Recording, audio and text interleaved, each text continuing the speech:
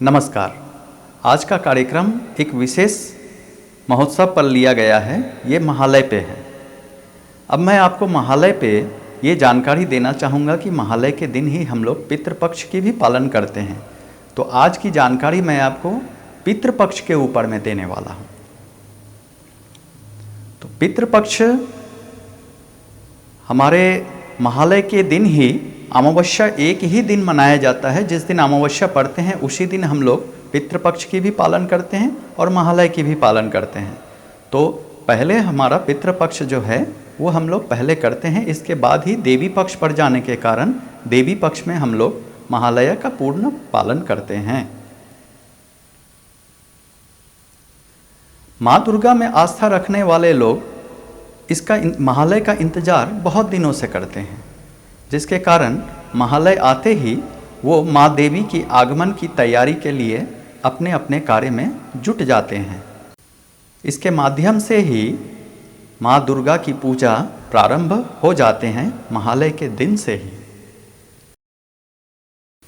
हिंदू मान्यताओं के हिसाब से पितृपक्ष के दिन हम लोग पितृ को विदाई देने के बाद देवी के आगमन के लिए हम लोग प्रस्तुत हो जाते हैं तथा देवी पक्ष पड़ जाते हैं, जिसके कारण से हम लोग माँ दुर्गा की पूजा प्रारंभ करते हैं।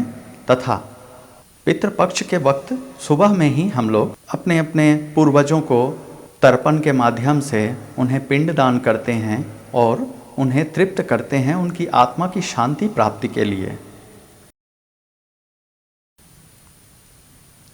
महालय के दिन ही माँ दुर्गा की आँखों को बनाया जाता है और बाकी पूरे मूर्ति में रंग भरा जाता है।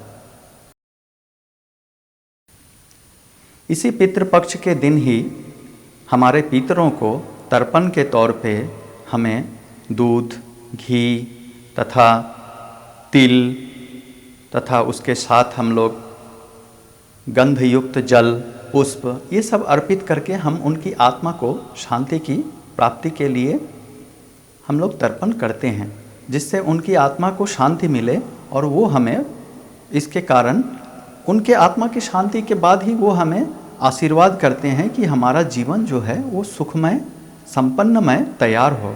उनके आशीर्वाद से ही हमारे जीवन में उन्नति के रास्ते खुल जाते हैं। पितृपक्ष में तर्पण के बाद हमें अपने घर जाके अपने पूर्वजों के मनपसंद भोजन को तैयार कर हमें विभिन्न जगह पे प्रसाद के तौर पे देना उचित होता है। जैसे हम लोग गाय को पहला खिला सकते हैं, इसके बाद देवों को भी प्रसाद के रूप में दे सकते हैं, कौवों को खिलाते हैं, कुत्तों को खिलाते हैं, अंततः चींटियों को भी हम लोग खिलाते हैं। इनसे हमारे पूर्वजों के पुण्य आत्मा को सुख और शांति प्रदान होते हैं और उनके आशीर्वाद से हमारे जीवन में सुख और शांति की प्राप्ति होती है।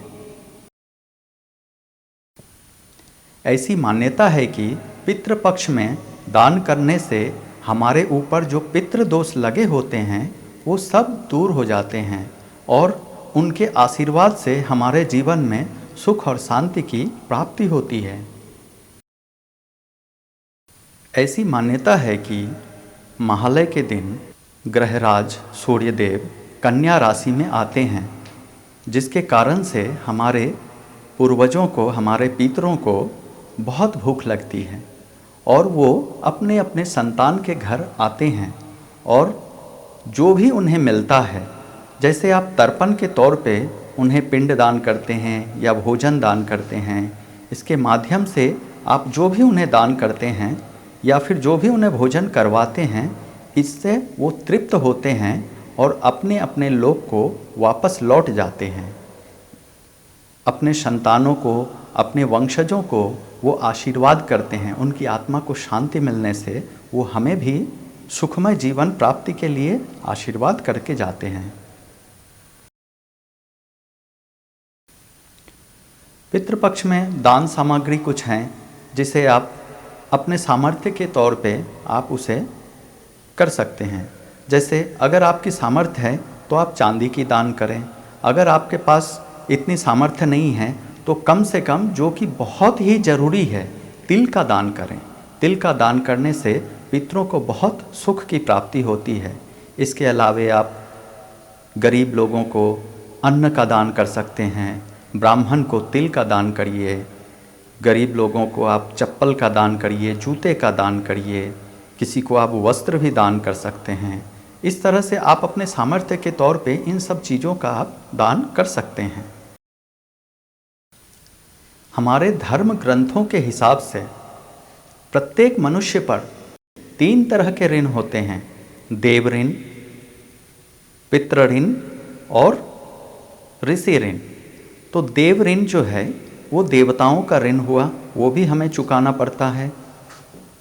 तथा गुरु ऋण हुआ, जो ऋषि ऋण है उसे हम गुरु ऋण मानते हैं, गुरु ऋण वो भी हमें चुकाना पड़ता है। और पितृ ऋण है जो हमें अवश्य ही चुकाना चाहिए, जिसके माध्यम से हमारे सारे ऋण मुक्त होने पे हमें अच्छे और शुभमय फल की प्राप्ति होती है, हमारे जीवन में सुख और समृद्धि की प्राप्ति होती है। प्राचीन परंपराओं के हिसाब से जब तक माता पिता जीवित हैं, संतान को चाहिए अपने माता पिता को किसी भी परिस्थिति में उन्हें सुखमय जीवन दे सकें, जितनी उनकी सामर्थ्य है उन्हें सुख और शांति की प्राप्ति करवाएं। तथा उनके निधन के बाद उनके लिए आप अवश्य ही तर्पण अवश्य करें, जिससे उनकी आत्मा को शांति की प्राप्ति हो। और ऐसा करने से उनकी आत्मा की शांति के बाद वो परलोक को गमन होते हैं, उन्हें देवलोक की प्राप्ति होती है, ऐसा माना जाता है। ऐसा गरुड़ पुराण में भी है, वायु पुराण में भी है, यहाँ तक कि आपको ये मार्कंडेय पुराण में भी आपको मिल जाएंगे।